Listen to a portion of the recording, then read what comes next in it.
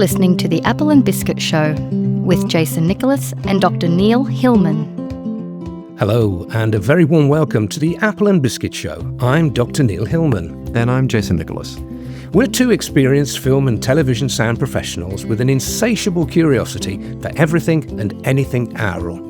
Whether it's the way that sound design is implemented in a movie to evoke emotional response in an audience, or the way that the characteristics of sound can influence human behaviour in our everyday lives. And whilst our day jobs involve us being supervising sound editors, dialogue editors, and re-recording mixers, our academic backgrounds have given us a slightly different take on our moving picture sound design work. Neil's doctoral research topic involved the way that sound design can influence and affect human emotions, and my interests lie in human ecology and psychology. Our call to action is to create awareness of the often underestimated but powerful way that sound can be used in modern film production. And from this, we also aim to foster a genuine, ongoing connection with our listeners as they develop a new or renewed love for the medium of sound, especially sound for moving pictures, through the wider aspects of sound that we examine and present as a way to expand the boundaries and possibilities for imaginative filmmakers. So hopefully the content of our podcast and the guests who join us will prove enlightening to anyone with an interest in filmmaking, regardless of their level of experience. Maybe you're a student just embarking on your studies, an industry newcomer, or you're already an experienced professional. Maybe you just love movies. Wherever you join us from, you're welcome along, and as always, we know that there'll be plenty that we can learn from today's guest. The heavy metal music scene is not something that springs to mind when we think of mainstream movie making. The exceptions perhaps being the mockumentaries This Is Spinal Tap from 1984 and Wayne's World from 1992. But aside from comedy, it's worth mentioning the more serious work of the 2019 movie Sound of Metal, which resulted in 2 important Craft Academy Awards. The film won the Best Sound and Best Film Editing Oscars that year, as well as receiving 4 further Oscar nominations. So, we thought we'd take the opportunity to learn more about heavy metal music, and we'd do that from an expert. And they don't get much more expert than today's guest, Dr. Mark Deeks. Mark, welcome. Are you well, and where do we find you? Yeah, thank you so much for having me. I join you from a little town called Blythe, which is just northeast of Newcastle upon Tyne on the northeast coast of England.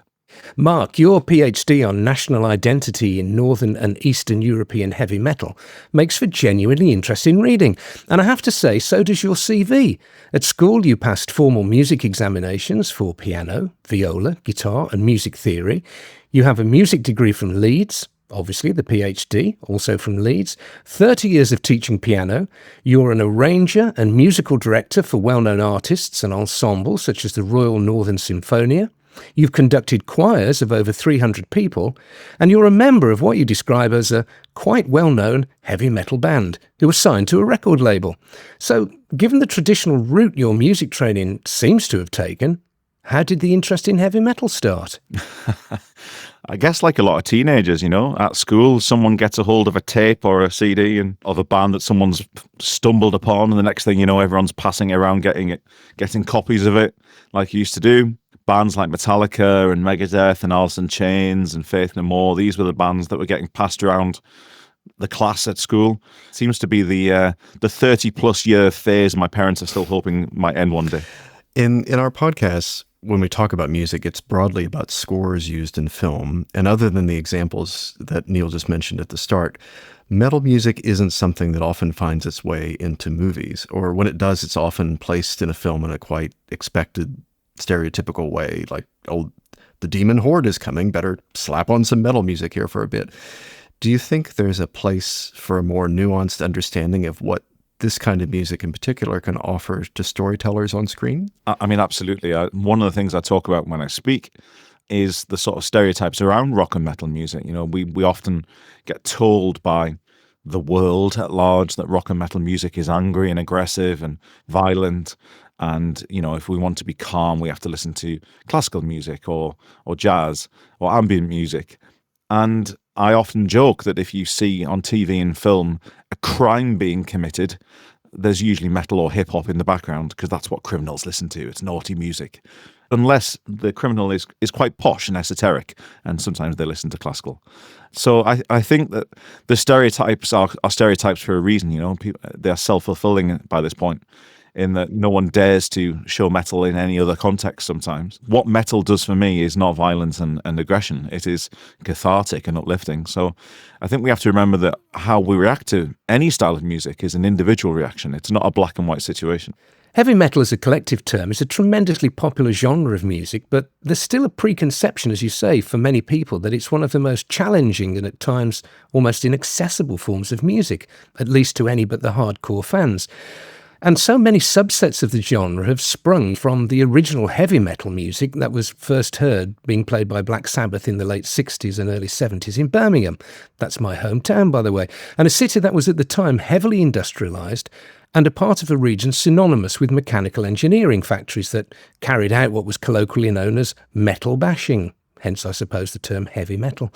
Today, there's a tremendous following for heavy metal all over the world, though, isn't there? And spreading from the UK, it went into the Nordic countries, then Eastern Europe, America, and even into Japan. How did this migration from the UK come about? I think very much a huge part of rock and metal's growth and explosion over the decades was down to the tape trading market, where people would copy cassettes in sort of a pen pal format, exchange cassettes with people on the other side of the world or in other countries. And if you read any kind of history of metal, you'll find that that played a huge part in spreading metal across the world. And it became the kind of thing where you would see sort of classified listings in the back of rock music magazines where people would say they had X number of demos available or live recordings or rehearsal studio recordings. And they were all many times bootlegs. People would send coins in envelopes along with a couple of blank cassettes and say, can you put a selection of X music on there and I'll send you a selection of Y music on here. And it was a very much organic tape trading pen pal style growth that really played a huge role in metal's growth across the world. Is that tape trading or limited pressing still quite prevalent in metal music? Because it seems like some of the bands deliberately sort of don't advertise themselves, try to keep kind of underground? I think it varies from style to style. I think physical tape trading, as in cassette trading, is obviously far less significant now with the advent of the internet, when people can just share links of their music that they've created. But certainly limited pressings, which I would argue is a slightly different subject, limited pressings is certainly a huge part of metal culture, down to I've even seen one copy be released of an album recently for like $3,000 or whatever. And so, yeah, it's a hugely, there can be certainly certainly an element of gatekeeping in metal that the kind of exclusive underground vibe is certainly alive and well, for sure. So how is it that we'll go specifically into Viking metal here? Viking metal, for instance, can have such a universal appeal. Is there something about the structure of the music that allows for listeners who have no understanding of the language or the history of the music to find a connection to it? And I'm thinking here about the appeal of liturgical music, where someone may have no religious inclination or understanding of Latin, but still have a legitimate spiritual experience when they encounter the music itself. I mean, yeah, there's a few different points in there. So Viking metal as a term, certainly in the last 20 or so years, became very prevalent. One of the things I wrote about in my PhD, because Viking as a concept isn't a national identity, it's a transnational identity. So we had people from different modern countries, such as all the different Nordic countries, for example, all being lumped together in one term by the music press, because, of course, we know how the rock, any music press likes to create labels that find them, therefore, to be more easily marketable. So, yeah, Viking metal certainly got used in that term as a marketing term. But we ended up with bands from the UK making the kind of music that was also getting lumped as Viking metal, when, of course, they may well not have any direct Viking heritage, depending on where they came from. You had bands from Finland being called Viking metal. A lot of Finns would take argument with them being called Vikings. So it's a term that just became this umbrella term for sort of a certain subgenre of metal. But in terms of the sort of language element, I think that is a particularly interesting point. So there's a social concept, a cultural concept called the romance of otherness, which is basically how we can find something a bit more alluring if it's not us, if it's something different to us. So, for anyone who follows any kind of football, for example, certainly in the UK, we can sometimes find that English football managers are looked down upon, whereas the latest Italian trend football manager can seem much more alluring, and people would rather have the Italian manager for their team rather than English manager for their team, because it's just a bit different and a bit alluring and a bit foreign, and that looks exciting. And in music, we find this quite rightly in the liturgical music that you make the comparison to, but in metal, there's certainly been an element of that, I would say, in that, bands who are singing in Finnish or Norwegian or Russian or Ukrainian or Polish or whatever, we don't know what they're singing about. It could be absolutely anything, but is that part of the appeal? I think you can argue both ways, but it's a concept called romance of otherness, which I think is really interesting. I have a question that's sort of unusual for us on this show, so forgive me, but it concerns politics. And when it comes to that of the extreme right wing, followers seem to revel in the ideology of a return to mythical past cultures. Hitler's Third Reich, for instance, with its notion of Aryan supremacy, was epitomised by Richard Wagner's music, such as the Ring Cycle. And similarly, ancient Norse imagery and themes run throughout the black metal of Scandinavian countries. But the new wave of heavy metal, such as Viking metal, black metal, war metal, and even National Socialist black metal, is not just limited to the Nordic countries, is it? It's also popular in Eastern European countries, as you say, such as Poland, Ukraine, Russia, Estonia, Latvia. Do you think that this music is consciously associated with politics, and particularly the concept of white supremacy, as some critics are quick to imply, or is that really just a myth? So I think it's absolutely true to say that there is a subset of extreme metal music that has been utilised and hijacked for causes of the sort of right-wing political nature. It would be wrong for me to argue otherwise.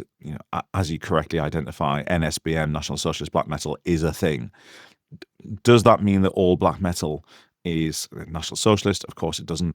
But we see this in other styles of music as well. I think the thing with heavy metal music is, because it has this sort of persona of rebellion, of underground, of aggression that people like to play upon, it very easily lends itself to being used for, messages of aggression. And so I think that would certainly, at least in part, explain why that connection's become a thing. But as you correctly point out, we can trace this back to Hitler's favorite band, perhaps he had a favorite band, Hitler's favorite composer, Wagner, and his sort of hijacking of those themes as being the sort of quest for a pure, better past that sort of lent itself to his aims and objectives. So I think that we quite often, we can see that these things can be molded for whatever cause that someone wants to. I think what angers people, such as myself, who's listened to this kind of music for 30 plus years, is that there is a perception that therefore means all music made in that realm has that aim. And, certainly, so in the example of my band, Winterfylleth, and my solo project, Arth, both bands get accused of being right-wing when neither are. And that's an extremely frustrating position to be in, because it becomes very, very easy for people to cast aspersions, which, can very quickly become very damaging. So like my solo project, Arth, the first album is about the Christian saint, St. Cuthbert. And I was accused of being a Nazi and a Catholic on the back of that record. Now, if I can be accused of both extremes off the same record, that strikes me as I've probably struck a balance quite nicely. but neither are the case. It's a historical tale of a historical figure. I wasn't glorifying him at the expense of others. Do you know what I mean? And I think that's what it comes down to. We can, if someone writes a book on the Second World War, does that mean they supported Hitler? No, of course not. So I think there's an element of frustration amongst a lot of metal musicians, myself included, that whereas it would be wrong to pretend that a percentage of this genre, a very small percentage, by the way, like a minuscule percentage of the genre, isn't used in these ways. It is, but that doesn't mean that all of us have anything to do with it. And from a fan's point of view as well, it could be that I have no idea what Estonian or Latvian lyrics are actually saying. I'm actually loving the rounded musical experience that I'm getting without actually understanding the lyrics too. That's a thing, isn't it? Oh yeah, absolutely. I think this taps into another concept called imagined community. In that, so we think we understand what it means to belong to a certain place based on all of these kind of signals that we're getting. So in symbiotics, the sort of the study of symbolism, this is a classic example of that, where we look at, when we listen to a band, we're not just taking the lyrics on board. We're looking at the artwork. We're looking at where it might have been recorded. The lyrics are only a part of the equation. And a lot of these bands, for their artwork, have used imagery of landscapes. And whether the landscapes are made up or real, that forms a very key part in the imagery of how we understand it means to be from a certain place. So, a lot of the bands have even used old paintings from the 1800s. So this element of national romanticism that was a trend in art during that period has become a part of this heavy metal culture, where an artist would paint a particular mountain or a particular scene or a particular landscape, and people from that region or that country knew where that place was, and therefore had this extra level of understanding of what it meant to be from there. That picture became symbolic of what it meant to be from there. Whereas those who were not from that culture took that symbol as, this is what Norway looks like, or this is what Finland looks like. And so using these kind of elements other than the lyrics are forming key parts of how people receive this music, for sure. And just following on from that, I mean, in your doctoral thesis, the red thread throughout is the concept of music, and specifically metal music, obviously, as a means of fostering identity and a sense of place. Much of the music you examine is very specific to a given place, with a language often tied to a dialect that only a small number of people may speak. And this would contrast to the efforts that a pop band might make, for instance, that they sing in English, though that's not their native tongue, in order to be more accessible and marketable abroad. And you make many parallels in your writing between folk and metal, and this is not a connection that I think many uninitiated listeners would make. And whilst metal does get negatively painted as a tool for nationalists, in a more positive sense, how is metal music being created and used as a means of preserving and sustaining local cultures? And maybe talk about your own artist project there as well. So yeah, it's a huge element of preserving local cultures, I would argue.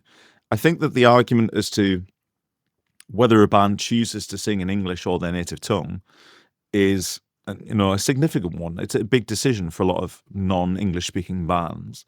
And sure, making their material more accessible and marketable by singing in English is a valid argument. I know plenty of musicians who are not English who've chosen to sing in their native tongue because they feel that is a truer way to represent their culture, perhaps an element of making sure that they are speaking in as accurate a way as they can.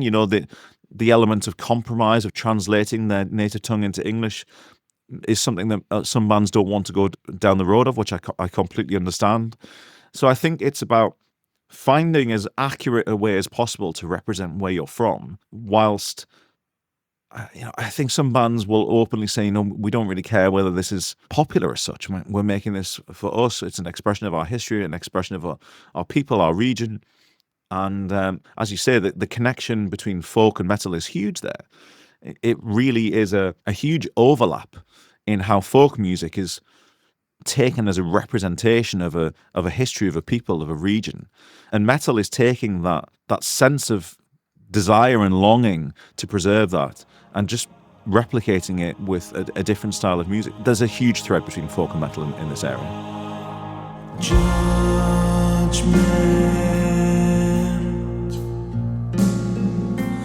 Time has come.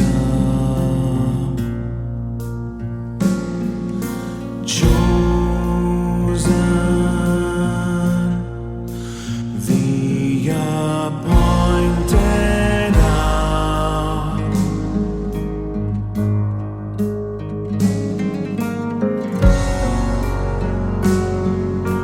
Rise up, duty bound. And another ancient connection, at least in the musical structure of metal, is the use of drones. And I'm excited because this is the second time in as many weeks that I get to bring up drones in the podcast. Drones have a long history, both in sacred and secular music, and have had a resurgence in electronic music and ambient music in the past decades. And they usually provide a foundation around which the melody and other elements of the music can form. But beyond just the musicological aspect of it, there is a lot of discussion now about the concepts such as healing frequencies and the ability that sustained tones can have on us psychologically. And I think for the most part, metal is noted for its dissonance and its jarring elements. Is this a misconception? And are there aspects of metal that are more akin to what would more broadly be considered ambient or even sacred? Yeah, so the element of drones is, drone has literally become a subgenre of metal. So if I said a band or a drone band to some, metal fans, many metal fans would understand what that meant. And it's where the drone has become a really sort of fundamental element of the sound. So the band that most people would say are sort of premium purveyors of that is a band called Sun, an American band.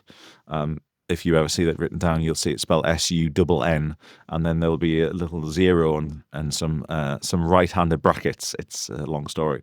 So they're referred to as Sun, and they are a very, very successful drone band. And when you see them perform live, they've really planted their flag on the rumbling power of the drone, often at extreme volume. I went through a period of listening to a lot of their music because I found it very, very interesting. I must confess, it's not really a band that I've necessarily developed a huge love for, but I've developed a huge respect for, in that people talk about if you ask someone who's coming out of a Sun show what it was like, they will often use words like healing or uplifting or emotional or cathartic. I think that it's a really interesting area of music. I would argue that where it's come from in a metal context is purely down to the fact that the lowest two strings on a guitar are a fifth apart. And for anyone who knows anything about music theory, that is the fundamental basis of a drone. If you do what's called drop D tuning and you drop the lowest string down a tone, then the lowest three strings can now be, rock guitarists will refer to as a power chord, which is effectively just what a drone is. And that perfect fifth interval, which is used on those lowest two strings of the guitar, is also the lowest two strings on a cello. And so when you hear, or lowest two strings on a violin, and so when you hear the lowest two strings of a stringed instrument like that droning away and being used as a drone, or also on something like a bagpipe, it's exactly the same interval that's being used on the lowest two strings of a guitar. And as metal has developed, there became a trend for dropping the tuning of guitars lower and lower and lower and lower until these low drones became a part of this subgenre of music called drone metal, or just drone music. And alongside that, doom metal music, which is fundamentally based on slow metal music, went to such extremes that by the time you combine that with drones, often some of these bands have no drums or extremely slow drums, and it's all based on this long drone in the guitars, but also sometimes the bass as well, so bass players will be playing more than one string. So yeah, it's a really interesting area of metal, and certainly a lot of commonality with folk music and stringed instruments, but also with ambient music. At this point in the podcast, I'll insert about 20 minutes of drone composition just so the listeners can Fall asleep. get that. Yeah. He probably would, given the opportunity.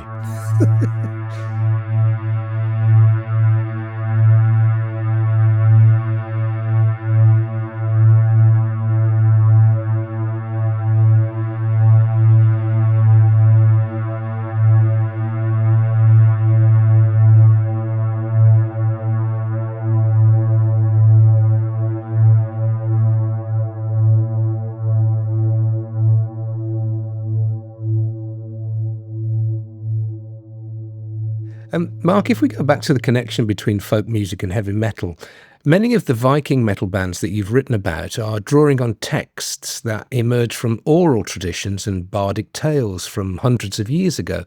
And I think there's something to be said here for the stories, no matter where they come from, that help to provide a sense of identity. They're also great material for the subject of feature films, of course. In fact, Tolkien's The Hobbit and Lord of the Rings comes to mind as a perfect example of a British fictional work that draws on pseudo-mythical roots. And interestingly, like some kind of bonus factoid, the Middle-earth of Tolkien's stories also relates to Birmingham, to a place where heavy metal first came from, and to a place called Moseley Bog, which young John Ronald Reuel would visit regularly throughout his childhood. But you all probably knew that already. Anyway, one of the things that's often misunderstood about metal subculture, I think, or I suppose any subculture, is that the people involved are somehow loners or they're keen to distance themselves from others. But it's often just the opposite of this, isn't it? Could you talk a bit about the cohesive power of heavy metal music to draw people together? I mean, I think that metal is a classic example of a sort of us versus them kind of mentality. I think you can draw this to any subculture.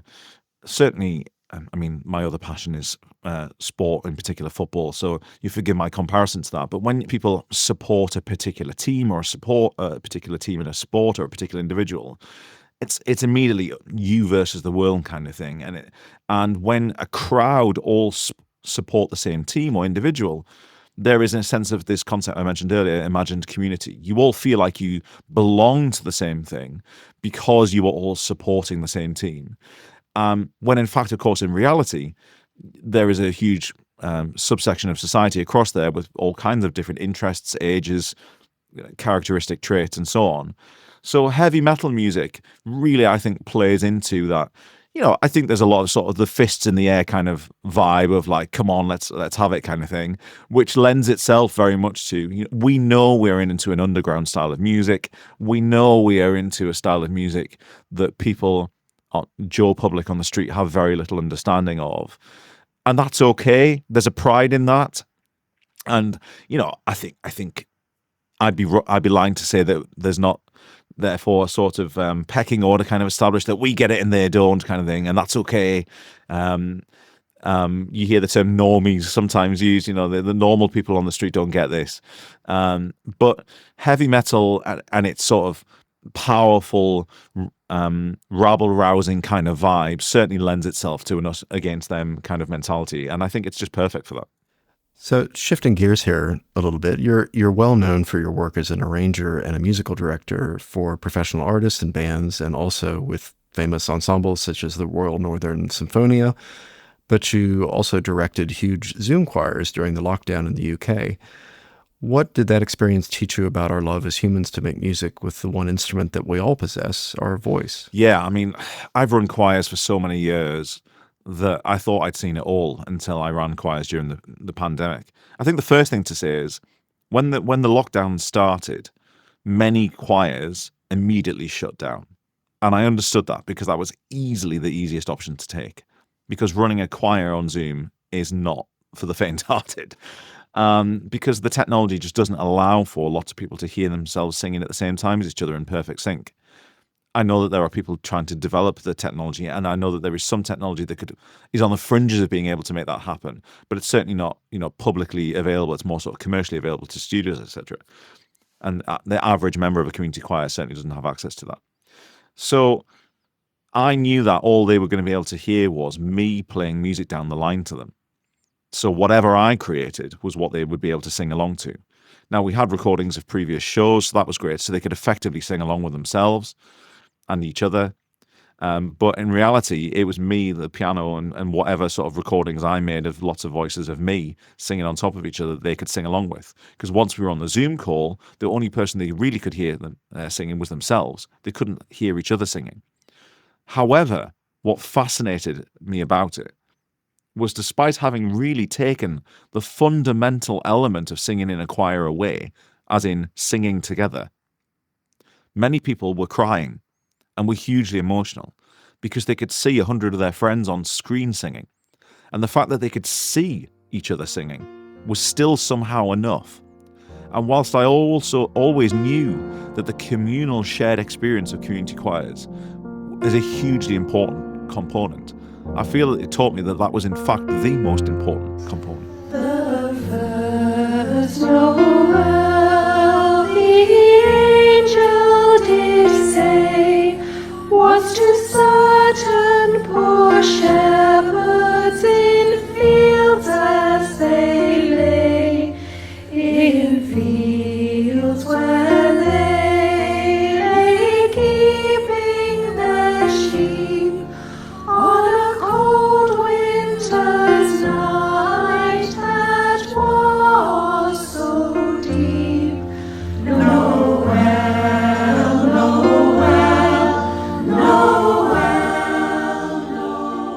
when people sing together, they are all in the purest of forms trying to all achieve the same goal. Nobody's voice is more important than anyone else's. Everyone has the same reason for being there, or the same goal for being there. And seeing that happen on the screen, even though you couldn't hear them, was hugely powerful. I think that it really brought home for me the power of music to heal, to bring people together. And, my passion for music as a wellbeing tool was only sealed at that moment. You've also had tremendous success teaching adults who have thought themselves too old to learn to play the piano. But those Royal School of Music grade exams can be heavy going, a long slog, and sometimes geared towards becoming a professional pianist. So how does the Mark Deeks method compare to the traditional way that you learned piano? So, I think I've really sort of seen the development of music education in this country as anyone my age has, mid-40s. If we rewind 30 or 40 years to when we were kids, there really was only one way to learn an instrument, and it was very classical in nature. And as you say, often geared towards someone becoming a professional or having the skills to become a professional if they wanted to.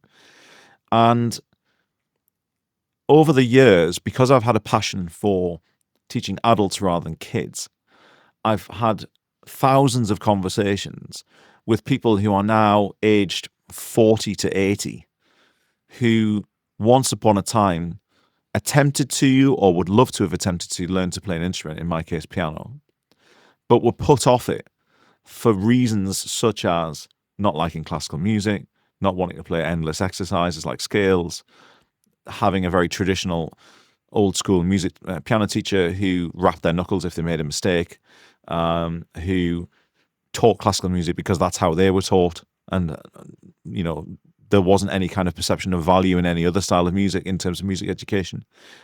But in the last 30 years or so, we've seen a huge trend of examination boards recognizing that perhaps there's more than one way to skin this proverbial cat, in that you've seen exam syllabuses developing more popular styles of music, popular piano, jazz, and so on, rock schools, pop-based styles, where these syllabuses and these exams have developed to show that we can learn the skills of playing the instrument in any style of music you like.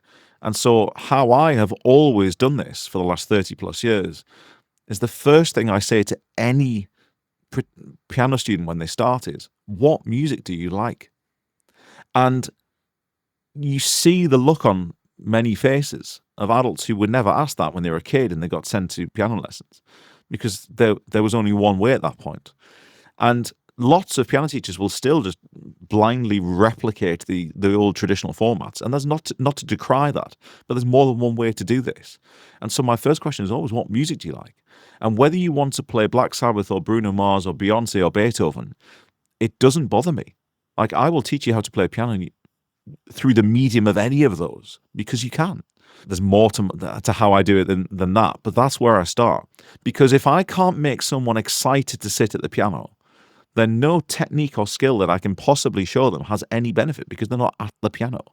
And adults, when they're learning, have the power to decide not to sit at the piano at any moment. Kids, you can pretty much sit there for 5 minutes. You will do your piano practice.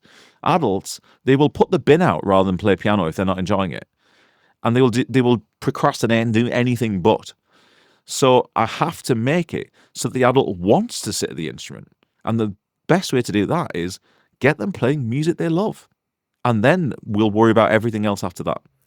If I bring the topic back round to moving pictures, I think that supervising sound editors and sound designers for movies have to be careful in the way that music forms part of their full soundtracks, whether it's for feature films or television drama, because music can be a victim of its own success. It's an immensely powerful tool, but all too often lazy filmmakers will rely on the score to tell the audience how to feel.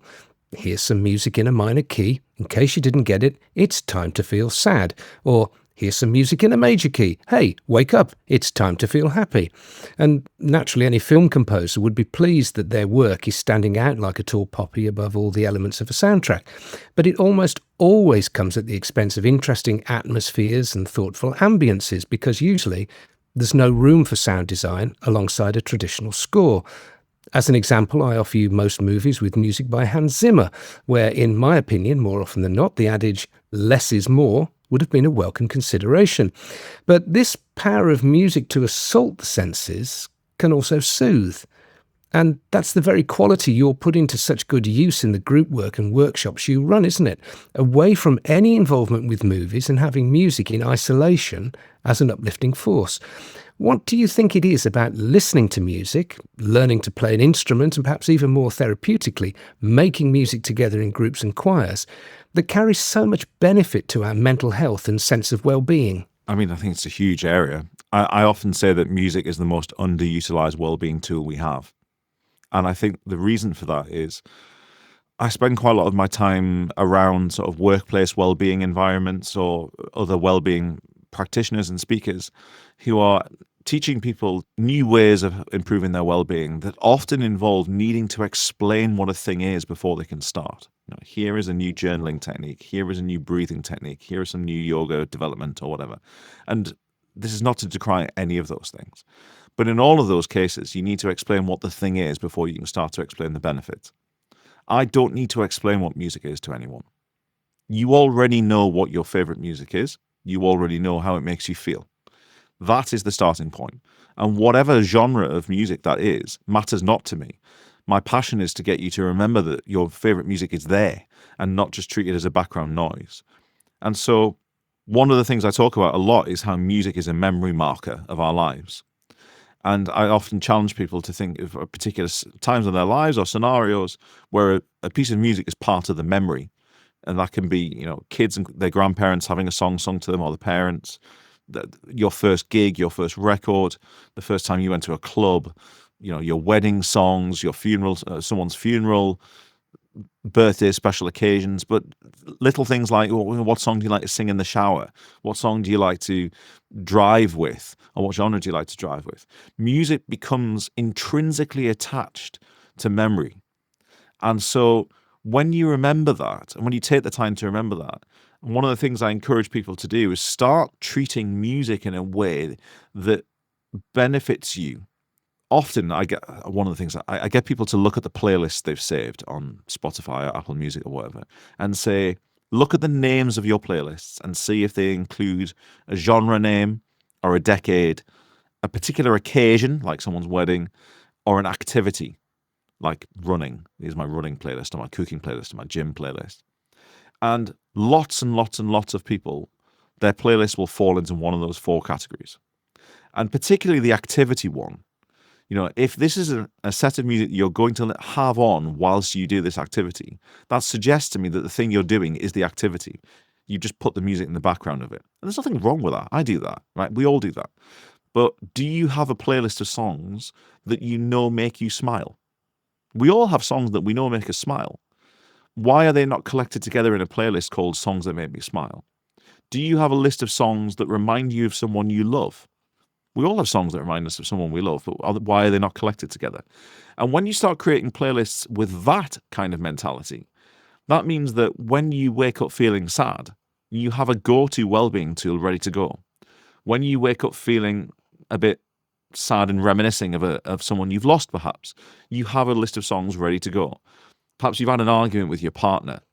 Where are the songs that remind you of your partner? Making what I call intentional playlists.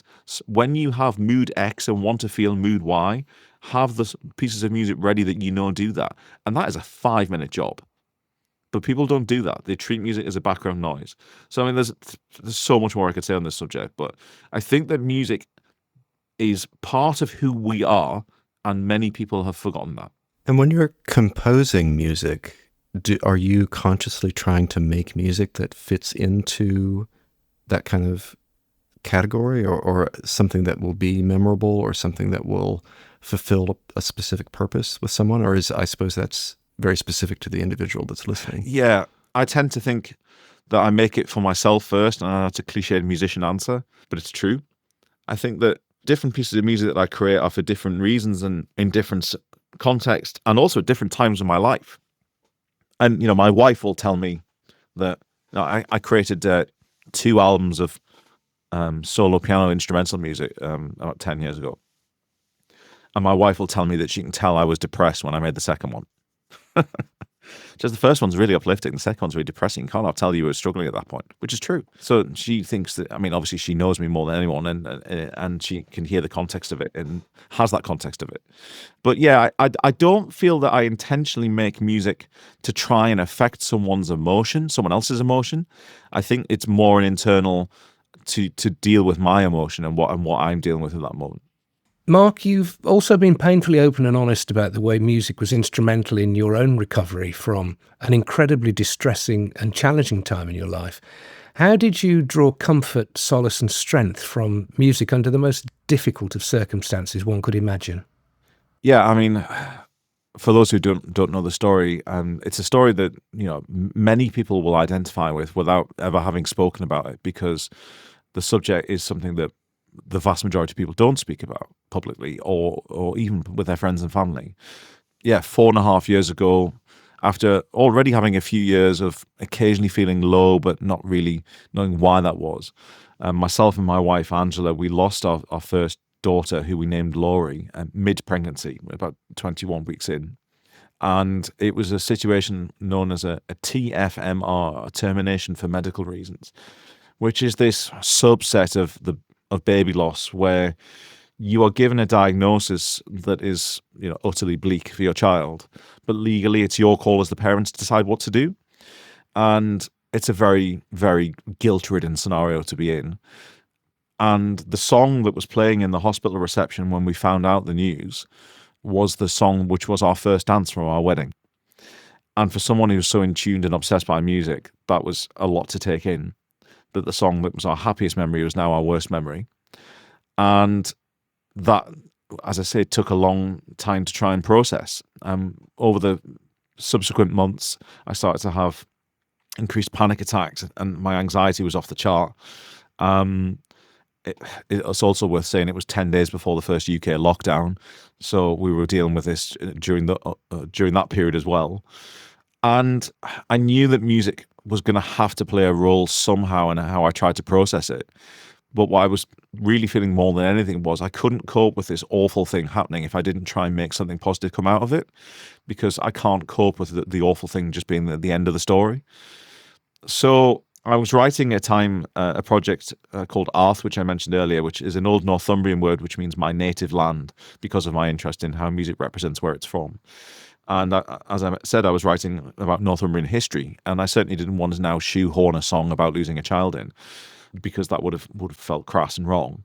But I knew that somehow I had this nagging feeling that music was going to have to do something, otherwise I was going to go, you know, crazy.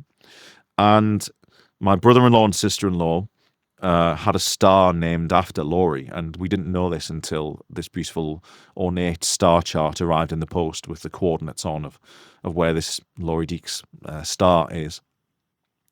And I woke up in the middle of the night one night, 3:00 in the morning, and suddenly thought, what if those numbers weren't star coordinates? What if they were the notes of a musical scale? What does that sound like if I play it as a melody? And effectively turned Laurie's star coordinates into music. And it was hugely therapeutic. It's still deeply painful. You know, when I recorded it in the studio, it was overwhelming. When we play the song live, it's a bit much sometimes. I kind of have to just sort of look to the sky kind of thing. But no matter how many times I tell the story, it's like a little bit more healing kind of thing, because it means that I've legitimized and proven her existence kind of thing, even though I never met her, in that had she not existed, this melody would never have existed. And that would never have then lent me down the road of becoming a speaker about the power of music for mental health and well-being. Because this now means that I have something that like concrete to show for it. And this is how I now believe I can have the most impact for the rest of my life. Because when you now become part of the baby loss world, you find so many millions of people go through these situations. It's not uncommon. We're not special, but not many people want to talk about it because it's so deeply difficult. It's deeply difficult to speak about, and it's deeply difficult for anyone to hear. No one knows how to respond to this story. I don't know how to respond to this story, but I've just sort of come to the conclusion that if I don't speak about it, then I'm not helping. I have to speak about it because somebody somewhere will go, that's happened to me. Thank you for sharing that story, which is what happens all the time. So, yeah, music played a huge part in how I try to process what we went through, and I think it always will for sure. Mark, thanks so much for sharing that. Do you think, as we go to the end of the podcast today, you could play some of her theme for us? Yeah, absolutely. So, to the fans of art and the album Take Up My Bones, they might never have even realised it's there. It's not mentioned anywhere other than in interviews when people ask me. The lyrics are about a Northumbrian saint from the 700s, so that's not going to give you any clues. But the melody at the end of the album, in a song called Only Three Shall Know, which, as I say, is about something completely different, is in our house known as Laurie's theme. So it's played on guitars on the record, but it was originally conceived like this.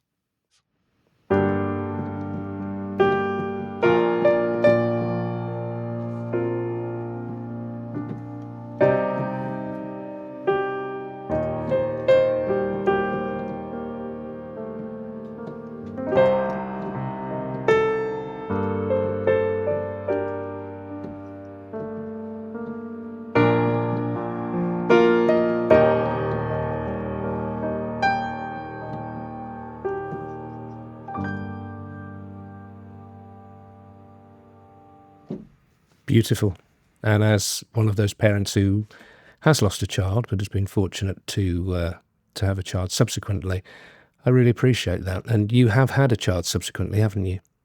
That's right, yeah. We now we're very lucky and thankful to have safely with us Nola, who will be 3 on Christmas Eve. And she continues to be the challenges that a nearly 3-year-old normally is. But she keeps us on our toes, she makes us laugh, and we're very grateful for her. Wonderful. Thanks for joining us today. Thanks for having me, guys.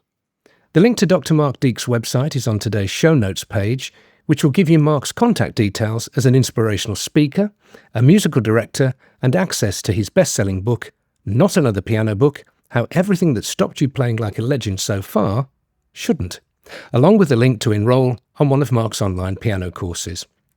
Also on the show page are contact details for Jason and me as experienced and enthusiastic dialogue editors for hire, my work as a sound producer, helping ambitious filmmakers by acting as a consultant and overseeing their film soundtracks from pre-production right through to post-production, as well as a link to the live online coaching sessions and workshops that we run on sound design and DaVinci Resolve, which we like to think are relevant and useful for all craft creatives, such as directors and picture editors, and not just sound professionals. It's our goal with this podcast series to educate listeners from all backgrounds about the underappreciated, wider role sound plays in life as well as in the film and television industry, and to also develop a sound language and style of dialogue that filmmakers can use to more easily communicate with each other about sound for moving pictures. If you like what you've heard today, please be sure to subscribe to the podcast and leave comments about what would be helpful to you in your work and who you'd like to hear from on the show. And lastly, as ever, thanks for listening. The Apple and Biscuit Show is written, produced and presented by Jason Nicholas and Dr. Neil Hillman. It is edited and mixed by Jason Nicholas in our Sydney studio. Apple and Biscuit Show.